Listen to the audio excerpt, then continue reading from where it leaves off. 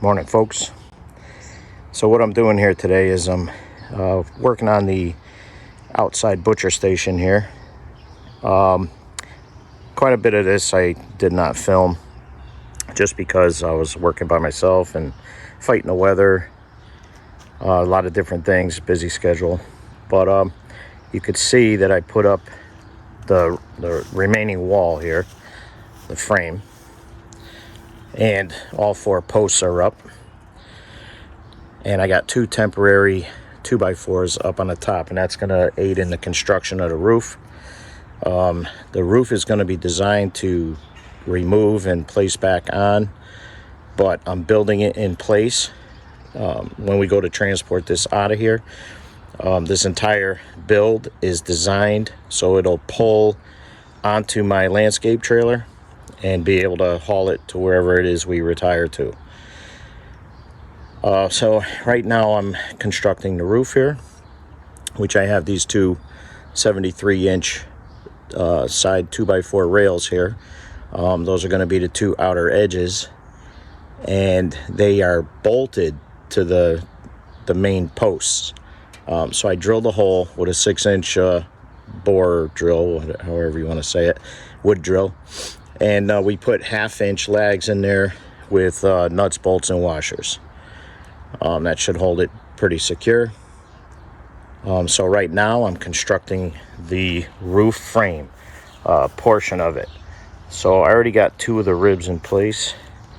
So I'm putting the 5 center supports on right now, and I'm attaching them as you see it. So this header here, or front header, that's going to be on the front facing where you see it all the time. So the idea here is, because these things are kind of tall and I'm working by myself, what I'm doing is I'm attaching them on this angle like this, and then the idea is to stand it up, the whole thing, stand it up, and the 2 center temporary supports are going to hold it in place while I slide it into its final position, and that'll enable me to screw it into the front of each 73-inch outer support. And then I could put the back plate on, however you want to say it. But the reason I'm doing it like this is because of that gazebo up there doesn't give me any space to be able to screw the front plate on up there. So we have to do the center ones like I'm doing it, and then the 2 outer ones we could sneak in there and secure them in place at the end before the roof and sheathing goes on. So usually I wait for my boys and, get them some tool time and teach them a few things.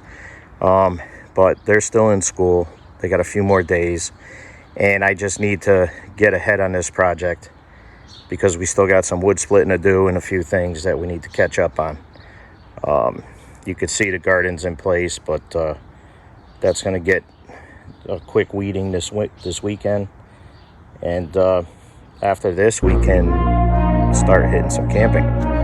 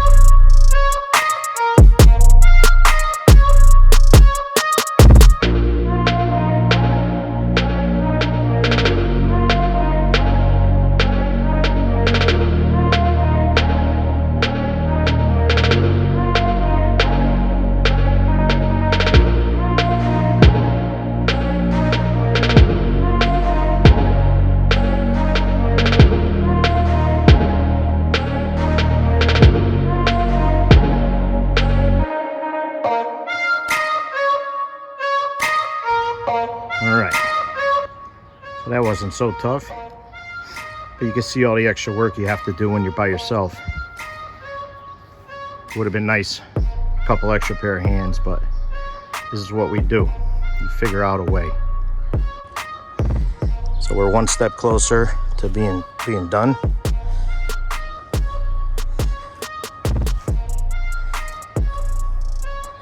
So I'll get this back plate on. Probably a little later, I'm gonna take a break. We'll get those two 1x1s, you know, the braces I put on. I should have did that in the first place, but hey, live and learn. Next thing is this back plate, and then we'll be ready for sheathing. But I might put one or two more little supports in the center just to be cautious with snow load, and also what do you call it, some blockers in between. So we'll see how it goes, but I do have a piece I could put for the snow load in the back here. I think I'm going to do that.